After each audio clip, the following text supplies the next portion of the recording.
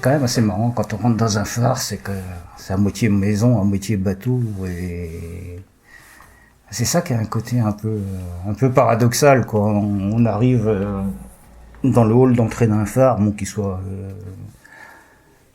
en carrelage ou en granit, et bon, on retrouve des bottes à l'entrée, une brassière pendue ou des brassières de sauvetage pendues à côté de la porte, des haussières pour amarrer la vedette.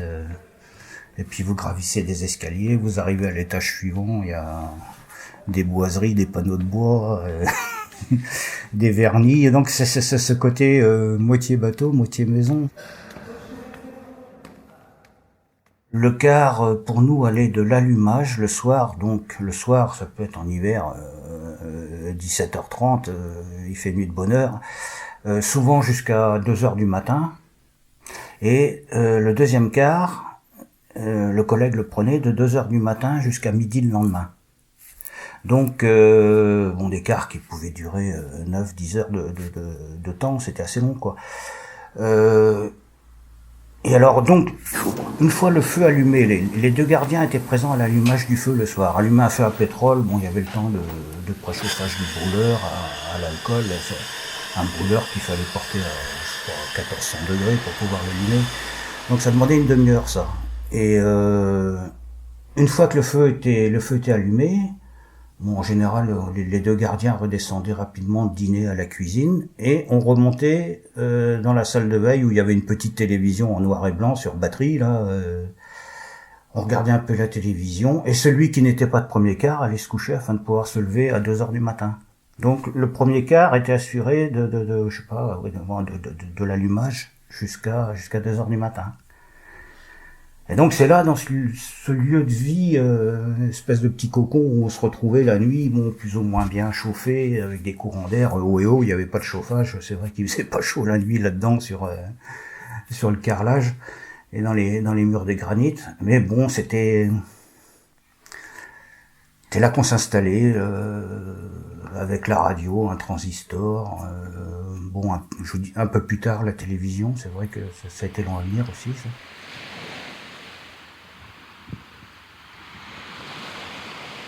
Le quart, c'est quand même routinier, c'est long, ça dure des heures, et souvent vous avez un coup de fatigue qui arrive vers les minuit, 1h du matin, 2h. Donc, moi j'avais remarqué que la lecture, ça endort. On lit 1 heure, 2 heures, les yeux tombent sur le livre, et puis on a tendance à piquer du nez et à s'endormir sur sa chaise. Par contre, l'activité manuelle, moi je dessinais ou je faisais des maquettes, le fait d'avoir les mains occupées, là, on était dans une activité, je dirais, oui, en mouvement, qui vous permettait de lutter beaucoup plus contre le sommeil que la simple lecture, quoi, ou le simple fait d'être devant la télévision et écouter la radio, qui ont tendance à vous endormir, à vous rendre somnolent, quoi. Donc effectivement, les gardiens en général étaient de bons bricoleurs. Bon, on faisait des maquettes, les fameux les bateaux en bouteille faits par les gardiens, c'est pas une légende, ça. Et puis on bricolait, bon, des petites réparations des réparations de petits objets pour le phare, réparer ses casiers pour la pêche. Je me rappelle, il y en a un qui faisait des paniers, de la vannerie. Enfin bon, on avait tous une activité manuelle, quoi. En général, oui, les gardiens sont de bons manuels et de bons bricoleurs, ouais. Il y a ce qu'on appelle le registre du phare, qui est l'équivalent du registre du cahier de bord d'un bateau, quoi. Où tous les événements marquants sont inscrits. Déjà principalement les heures d'allumage et d'extinction du phare. Donc on marque à telle heure, 17h30, un tel prend le quart. Ça veut dire que l'allumage du phare c'est fait. Ensuite on note le changement de quart à 2h du matin, un tel prend le quart jusqu'à l'extinction. On y notait l'observation des feux automatiques aussi qui se trouvaient visibles autour du secteur où on se trouvait. Donc il y avait toujours des feux automatiques à gaz des bouts de chenal, et tout était noté sur ce cahier. Et souvent, c'était très répétitif. Il se passait rien. Il y avait un tel prend le quart, le phare est allumé, un tel est au changement de quart à 2 heures du matin, le phare est éteint à telle heure. On se croise beaucoup, hein. Il y en a, ce qu'on disait entre nous en rigolant, mais enfin en souriant. Et il y en a toujours un en train de bâiller, celui qui se lève et puis celui qui va se coucher, quoi. Il faut se remettre en tête à 2 heures du matin, celui qui a passé toute la première partie de la nuit, il commence à piquer du nez, l'autre il sort du lit, il se frotte les yeux, il baille, et ce qui donnait des fois des scènes cocasses, quoi, parce que moi les souvenirs de ça, me sortir du lit, me retrouver devant mon bol de café à 2 heures du matin, et puis là-dedans ça sentait le hareng. Il y en a un collègue s'était fait un ransort. Donc voilà les histoires de couple, quoi. Faut être conciliant, hein. Et alors le bruit d'un feu à pétrole, quelque chose de tout à fait particulier. Donc ce brûleur, je crois que c'est à 1400 degrés qu'il était porté, le brûleur. Donc vaporiser le pétrole, et le pétrole était enflammé dans un manchon en amiante, comme les manchons des camping-gaz, seulement le manchon il est beaucoup plus gros qu'un manchon de camping-gaz, quoi. Et donc ça provoquait un sifflement, un beau bruit, un beau sifflement régulier. D'ailleurs, on savait, Auguste raconterait ça, Auguste savait, on savait au bruit que faisait dans les premières minutes de fonctionnement le brûleur, une fois que le feu est allumé, on savait si le bruit, si c'était un joli bruit, comme on disait, on savait que le feu marcherait bien toute la nuit, quoi. Il y aurait pas d'incident, il y aurait pas justement ce pétrole qui s'enflamme. Et donc ce bruit régulier du feu, ce sifflement du brûleur, faisait qu'on était en bas, tout en étant à la salle de veille, rien qu'au bruit qui se dégageait là-haut de la lanterne, on savait que tout fonctionnait bien. Alors doublé aussi souvent de la rotation du panneau d'optique. Donc un système de cache qui tourne sur une cuve à mercure et qui vous donne les caractéristiques du phare, quoi. Tant de périodes d'obscurité, tant de périodes lumineuses et autres.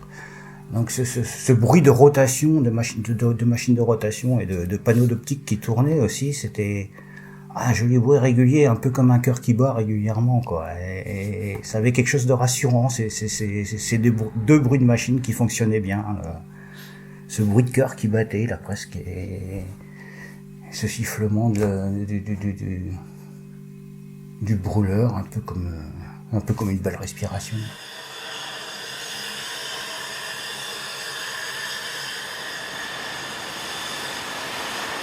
Il y a des odeurs dans lesquelles on vivait, auxquelles on faisait plus attention d'ailleurs, des odeurs de pétrole, donc comme c'était des feux à pétrole. Et puis des odeurs d'huile avec le groupe électrogène, les chiffons qui servaient à essuyer le moteur, la mécanique, l'outillage. Il y avait ce mélange d'odeurs de pétrole, d'huile, de mécanique et de gasoil aussi, parce qu'il y avait du gasoil pour les petits groupes électrogènes qu'on avait.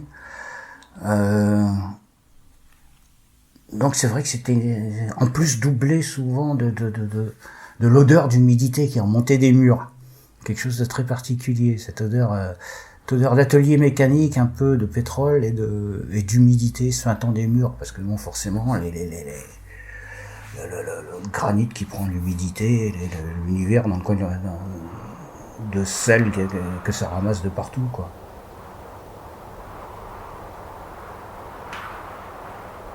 Alors donc effectivement, les 3 quarts du temps, il se passe rien. Bon, les nuits sont calmes, mais à un moment donné, il peut y avoir un problème. Et d'où l'utilité d'être là, quoi. Parce que c'est ça notre rôle, c'est le phare. Le phare doit marcher, il doit continuer à fonctionner toute la nuit. S'il y a un problème, même un gros problème électrique, problème mécanique, dans les feux à pétrole, problème de brûleur, là. Le tout, c'était que la panne dure le moins longtemps possible. Et je crois, moi, pouvoir dire que, après presque 35 ans en mer, en général, le phare a été éteint un quart d'heure maximum, quoi. Et au bout d'un quart d'heure, 20 minutes, la mécanique repartait, quoi.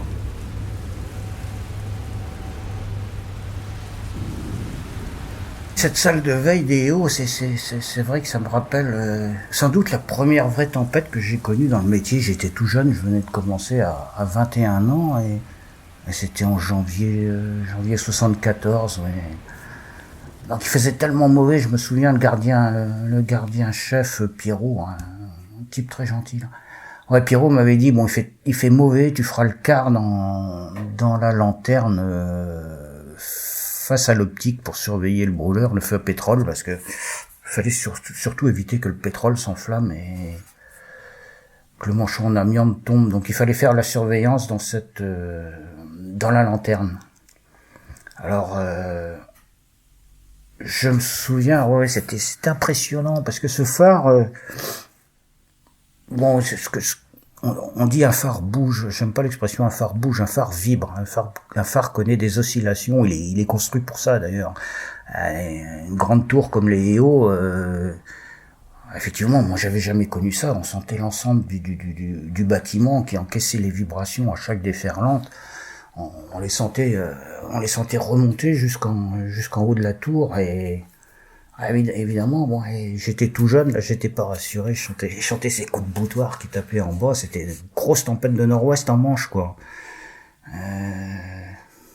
Et donc là, c'était sans doute ma première frayeur en mer, et puis tout en essayant de me rassurer, en me disant quand même, bon, ça fait plus de 130 ans qu'il tient, il tiendra bien une nuit de plus.